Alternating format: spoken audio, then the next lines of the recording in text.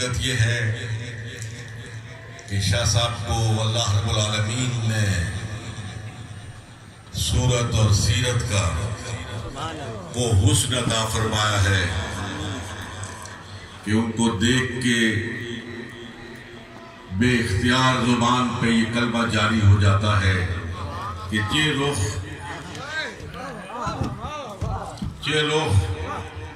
چے قد چے جبین لا الہ الا اللہ. سبحان اللہ سبحان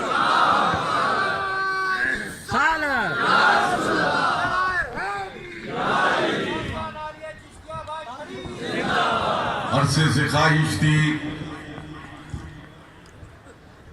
کہ اس مزار مقدس پر حاضری دی جائے، لیکن کل امر مرہون باوقاتها، ہر کام کے لیے اللہ رب العالمین کی طرف سے ایک وقت مقرر ہوتا ہے. اللہ کو آج ہی کی یہ حاضری منظور تھی، اللہ اسے مقبول بھی فرمائے. حضرات محترم، یہاں جید علماء کرام تشریف فرما ہے اور آپ نے ان کے مواعظ حسنہ سے مستفید ہونا ہے. میں انتہائی اختصار کے ساتھ انتہائی محدود وقت میں چند گزارشات آپ کی نظر کرنا چاہتا ہوں.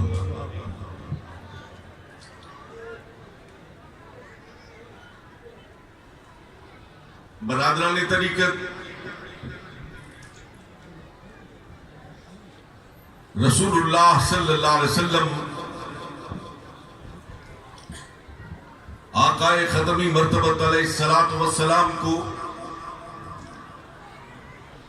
اللہ جل مجدہ نے ہمارے لیے نمونہ کامل بنایا.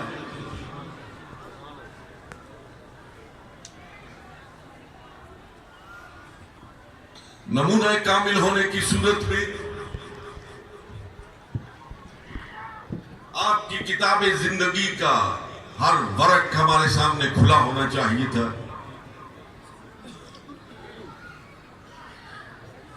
آپ کی خلوت ہو یا جلوت ہو،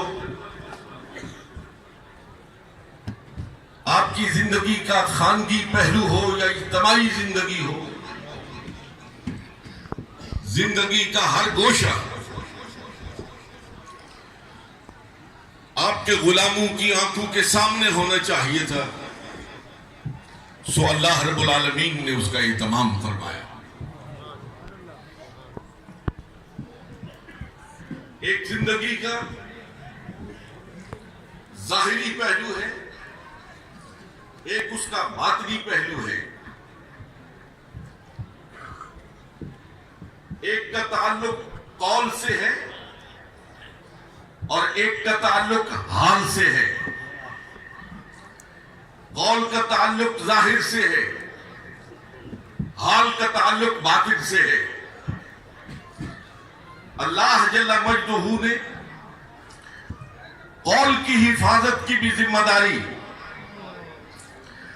اور حال کو بھی محفوظ رکھنے کی ذمہ داری اٹھائی.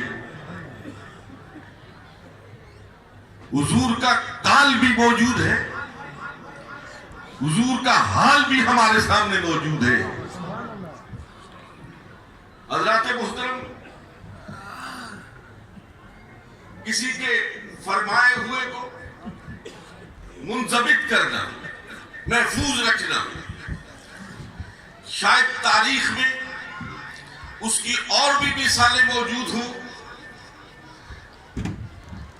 لیکن حضرات محترم،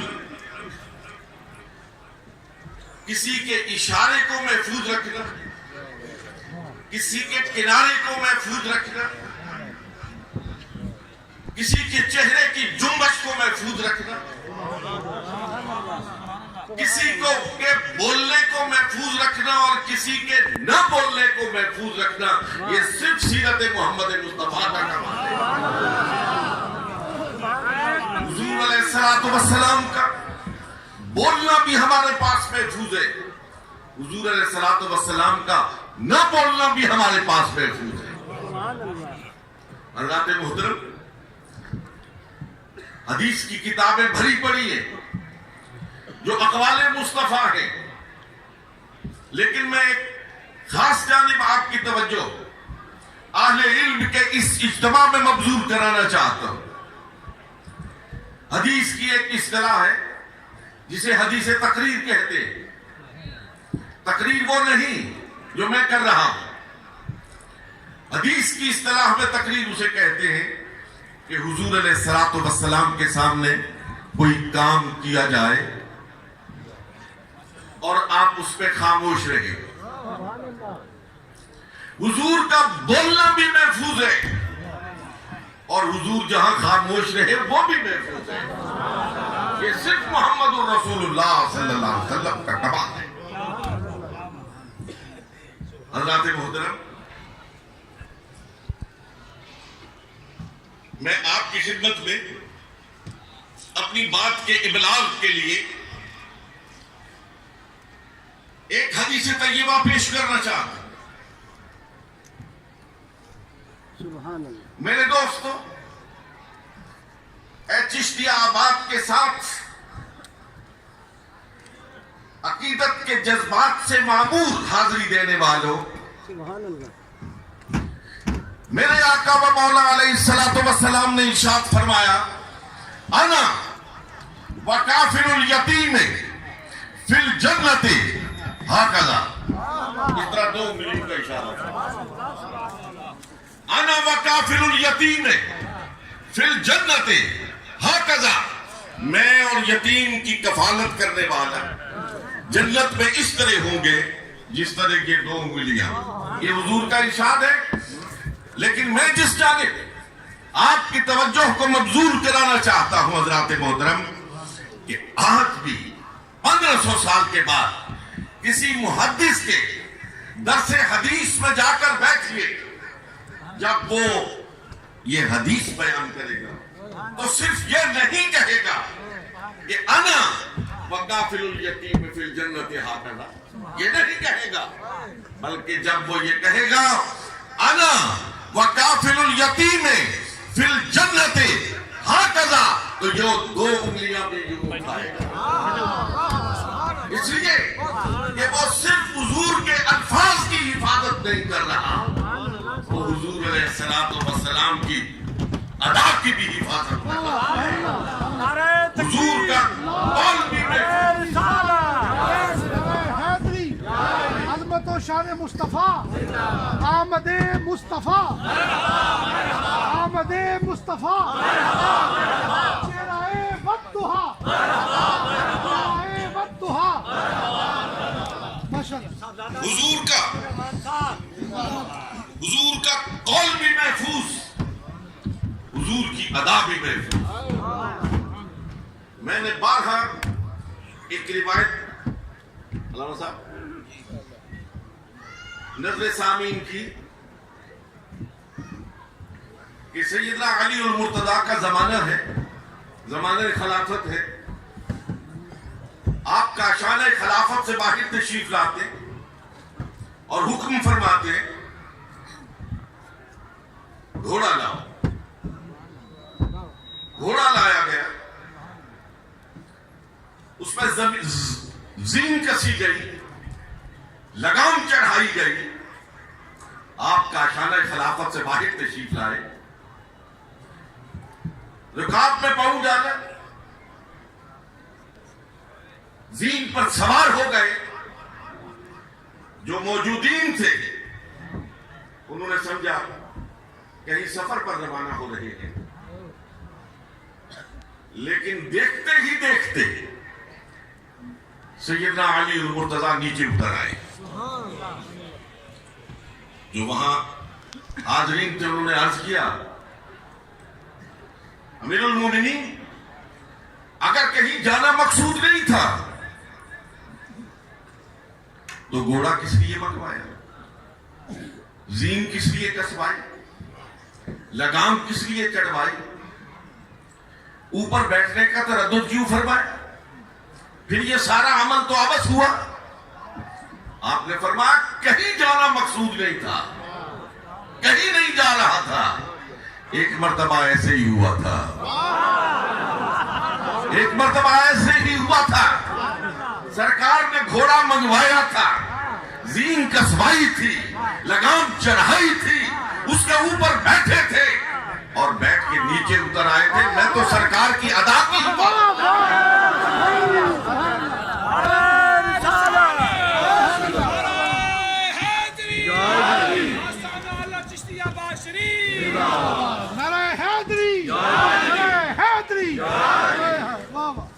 حضرات محترم، کیا نکتہ، ماشاءاللہ کیا بات ہے، کیا میں بات ہے. تھوڑا سا آگے لے چلنا چاہتا ہوں.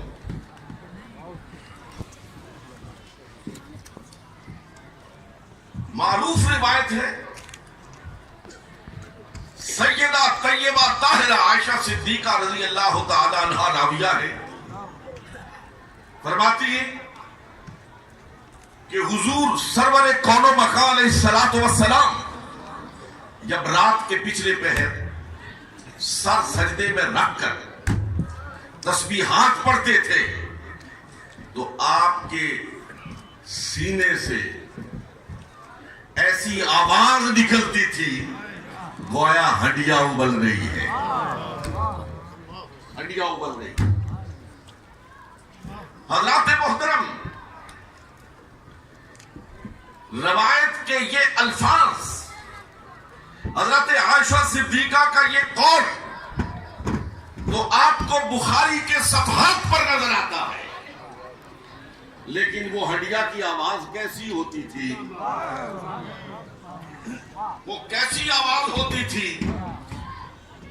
اللہ رب العالمین نے اس آواز کو سننے کا بھی اہتمام فرما دیا ہے.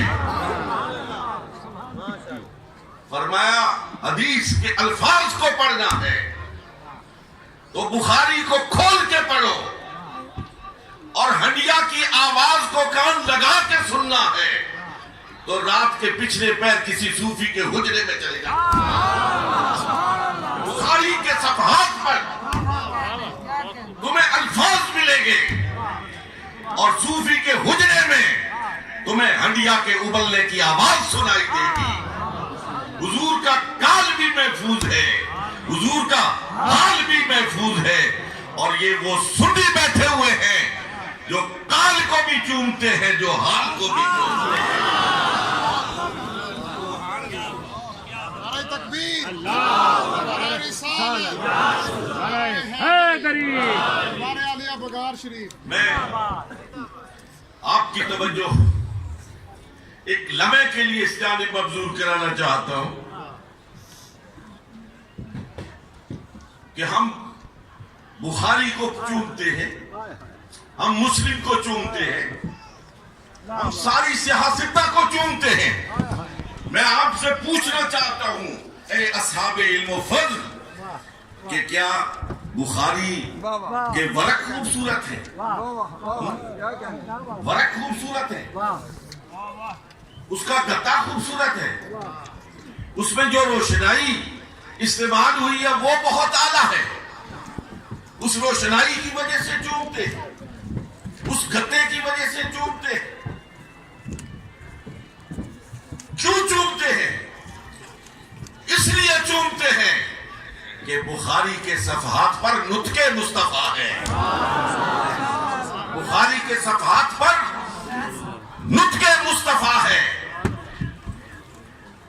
اور یہاں خانقاہ پر کیوں آتے ہیں؟ صوفیہ کے قدموں میں کیوں پہنچتے ہیں؟ کہ وہاں نطق مصطفیٰ ہے، یہاں حال مصطفیٰ ہے. کال کو چومتے ہیں اور یہاں پہ حال کو چومتے ہیں. یہی وجہ ہے کہ یہ حال والے زندہ رہتے ہیں تو ہم ان کے قدموں کو چومتے ہیں، یہ مر جاتے ہیں ہم ان کی قبروں کو چومتے ہیں. نعرہ تکبیر، انتہائی قابل قدر سامعین محترم، نعرہ رسالت، نعرہ حیدری. آستانہ علیہ چشتی آباد شریف. زندگی کو محفوظ رکھنے کے لیے ایمان کو محفوظ رکھنے کے لیے آج کے اس پرآشوب دور میں ایمان کو ڈاکو سے بچانے کے لیے کال کے ساتھ بھی تعلق ضروری ہے اور حال کے ساتھ تعلق بھی ضروری ہے. نہ کال کے بغیر کوئی چارہ ہے نہ حال کے بغیر کوئی چارہ ہے. کال اور حال جب ملتے ہیں تو پھر اسوہ محمد الرسول اللہ کھل کر سامنے آتا ہے. اور وہی شخصیت جو کال اور حال کی شاہکار ہوتی ہے وہی آپ کو پکڑ کر جادہ مستقیم پر گامزن کرتی ہے. اقبال نے کہا تھا دم عارف نسیم صبح دم ہے، دم عارف نسیم صبح دم ہے، اسی سے ریشہ مانی میں نم ہے، اگر کوئی شعیب آئے میسر، اگر کوئی شعیب آئے میسر، شبانی سے کلیمی 2 قدم ہے. یہ جو نظر ہے نا، نظر اس میں بڑا کمال ہوتا ہے. ہمارا پیر خانہ ہے موسیٰ شریف. سبحان اللہ، کیا بات ہے مسلم. میں نے رانا صاحب ایک واقعہ پڑھا ہوا. سبحان اللہ. حضرت خواجہ سراج الدین کا زمانہ تھا. ان کا ایک نان بائی سے تندور پر روٹیاں پکانے والا، اس کا وقت نزا تھا، آخری سانس لے رہا تھا. اس نے تمنا کا اظہار کیا کہ کاش میرے مرشد کو کوئی جا کے بتائے. وہاں سے ایک خلفاء میں سے دوڑتا ہوا حضرت کی خدمت میں پہنچا. حضور، اگر آپ گوشے گوش سے سماعت فرمائیں گے تو خدا کی قسم جھوم اٹھیں گے اور جاتے ہوئے اپنے مرشد کے قدموں کے بوسے لیں گے. حضور، آپ کا غلام ہے، ساری زندگی آپ کے لنگر کی روٹیاں پکاتا رہا ہے، آج اس کا دم واپسی ہے، اس کی خواہش ہے آپ کی زیارت کرے. آپ تیزی سے وہاں پہنچتے، اس کے سرانہ کھڑے ہوتے. 2 جملے ہیں جو میں آپ کی نظر کرنا چاہتا ہوں. کھڑے ہوئے نا تو آپ نے اس کی طرف دیکھا اور ارشاد فرمایا وہاں کی زبان میں کہ سنگیا ہوش کری اوکھا ویلائی. نزا کی کیفیت تھی. فرمایا سنگیا ہوش کری اوکھا ویلائی. وہ بھی تو ولی کامل کا نان بائی تھا نا. اس نے آنکھیں کھولی، آنکھ کھول کے کہا مرشد مہنگا ویلا نہیں ہے، تینڈا ویلا ہے. ایک تینڈا ویلا ہے.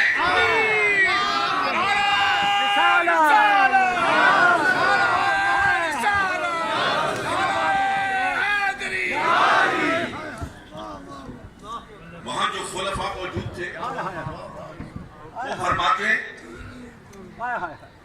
کہ ہم نے دیکھا کہ صاحب حال دیکھ، ہم نے دیکھا کہ یہ سننے کے بعد حضرت خواجہ سراج الدین رحمت اللہ تعالی علیہ نے ایک نظر اس کے سر سے لے کے پاؤں تک اور دوسری نظر اس کے پاؤں سے لے کے سر تک ڈالی. اس کے جسم کا منہ کہہ رہا تھا لا الہ الا اللہ، لا الہ الا اللہ، اور وہ اپنی جان آفری کے سپرد کر رہا تھا.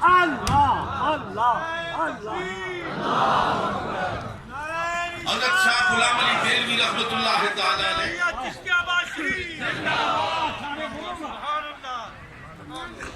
حضرت شاہ غلام علی دہلوی رحمت اللہ تعالی علیہ بیمار تھے. دہلی شہر میں ایک جوگی تھا ہندو، اس کو یہ کسب تھا، یہ کمال حاصل تھا کہ وہ نظروں سے بیماری کو سلب کر لیا کرتا تھا. بیماری کو سلب کر لیا کرتا تھا. جب آپ بہت بیمار ہو گئے تو آپ کے خلفاء نے عرض کیا کہ حضور اجازت فرمائیں تو اس جوگی کو لے آئے آپ کے علاج کے لیے. فرمایا نہیں یار میں کسی ہندو سے علاج نہیں کرواتا. بہرحال دن گزر گئے, آپ پر غشی طاری ہو گئی, درویشوں سے برداشت نہ ہو سکا,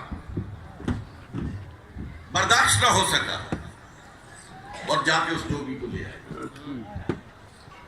جوگی نے سوچا کہ یہ تو سلسلہ عالیہ نقشبندیہ مجددیہ کے ماتھے کا جھومر ہے, اگر میرے اس کمال سے شفا پا جاتا ہے تو پورے ہندوستان میں میری بلے بلے ہو جائے گی. آیا بیٹھا, نظر ڈالی, کمال تو تھا. آپ ہوش میں آ گئے, ہوش میں آئے تو دیکھا سامنے جوگی بیٹھا ہے. آپ نے سوچا نہیں آنا چاہیے تھا, نہیں بلانا چاہیے تھا, لیکن بلا کے لے آئے. مگر اللہ یہ آیا, اس نے میرے جسم کے روگ کو دور کر دیا, اور اگر یہاں سے واپس جائے اور باطن کا روگ ساتھ کے لے کے جائے تو پھر کوئی بات نہ ہوئی.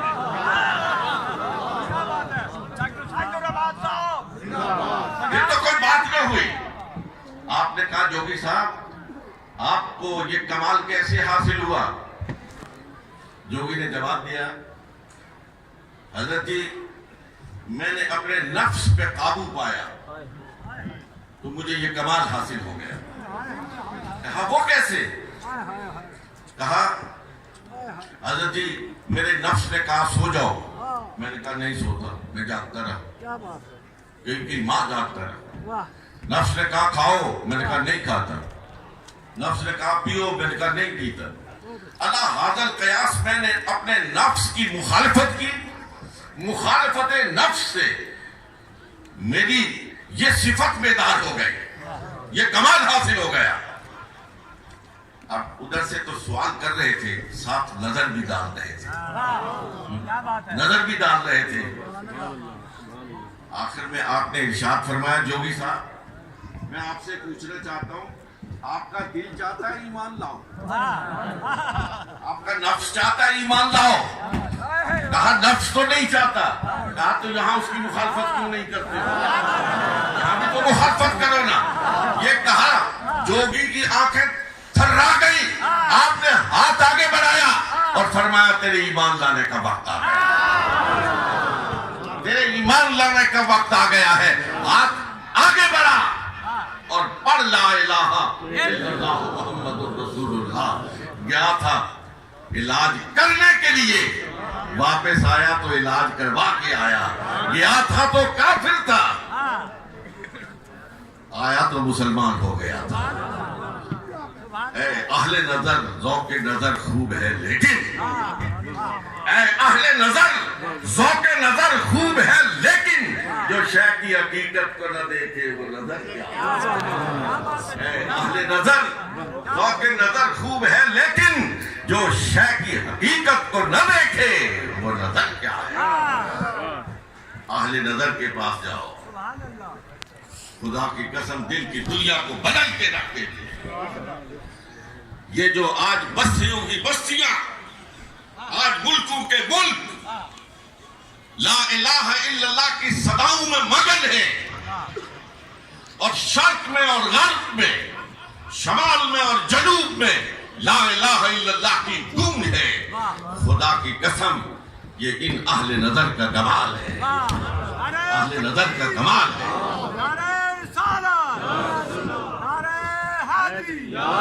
آستانہ عالیہ بگار شریف زندہ باد, آستانہ عالیہ بگار شریف زندہ باد. ڈاکٹر جس پیر کی درگاہ پہ بیٹھا ہوں, ایک واقعہ ذہن میں گردش کر رہا ہے. پیر صاحبان کی اجازت سے آپ کی مجلس کی نظر کرتا ہوں. حضرات محترم سلطان شمس الدین التتمش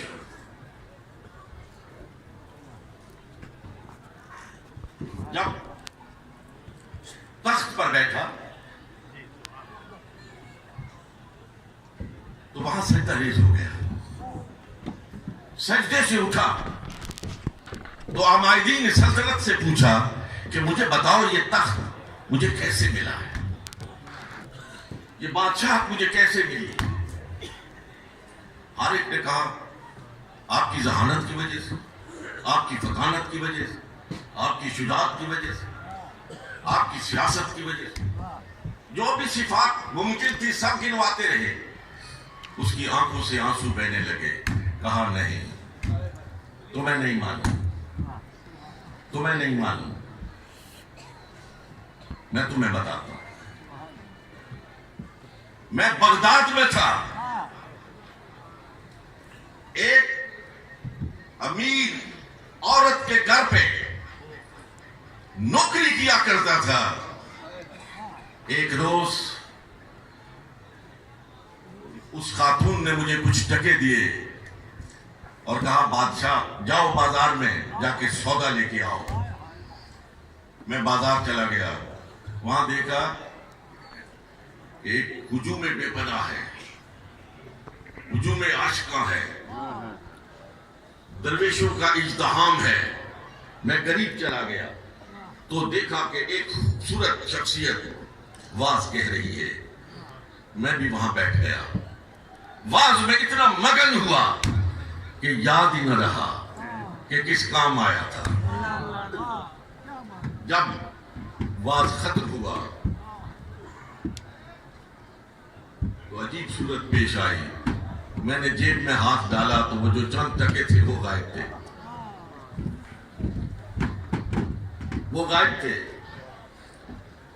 میں بیٹھ کے رونے لگ گیا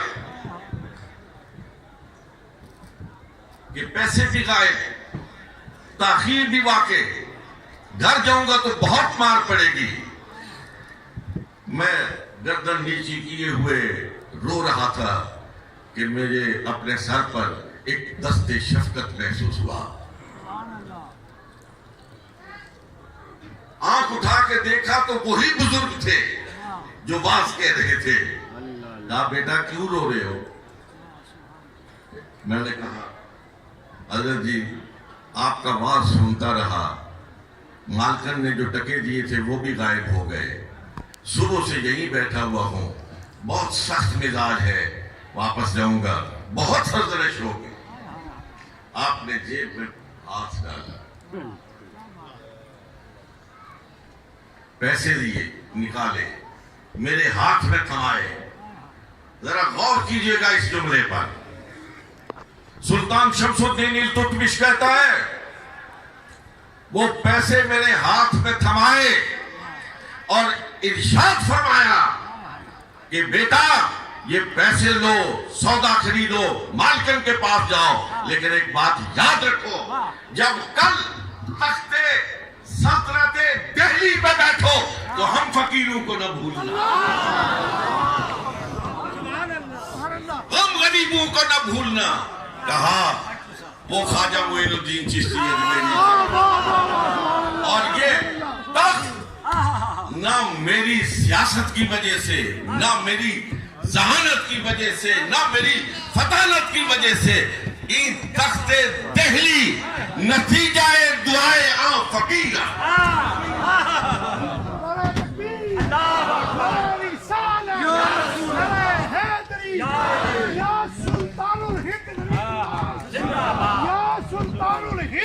غریب نواز، یا سلطان الہند غریب نواز۔ سبحان اللہ۔ حضرات گرامی،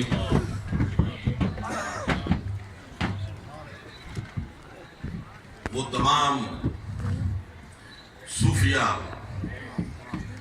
جو نور نبوت سے مستنیر ہوئے، زندہ تھے اور زندہ ہیں،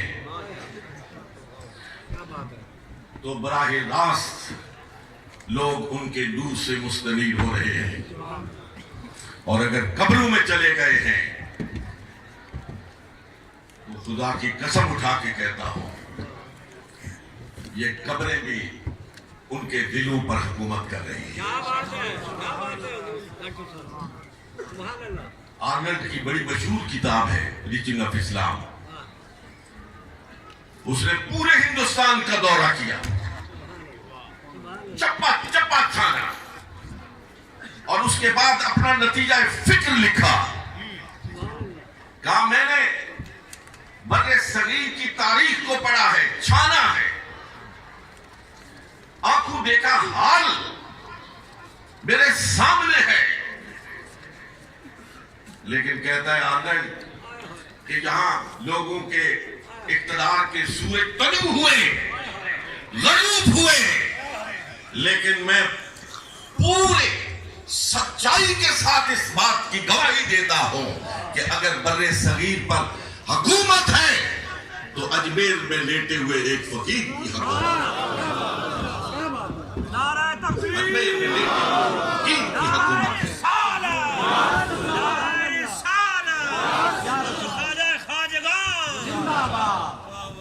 لیکن یہ سب کمال ہے نور نبوت کا, یہ سب کمال ہے محمد الرسول اللہ کے قدوم بیمنت لزوم کا. میں اپنی گفتگو کے آخری حصے میں اچانک میرے ذہن میں اپنے محبوب مکرم حضرت پیر نصیر الدین نصیر رحمت اللہ تعالی علیہ کی ایک ربائی آئی ہے, آپ کی نظر کرتا ہوں. آپ نے فرمایا کہ تجھ سے میری زندگی کا یہ نظام چل رہا ہے, تجھ سے میری زندگی کا یہ نظام چل رہا ہے, تیرا آستاں سلامت میرا کام, تجھ سے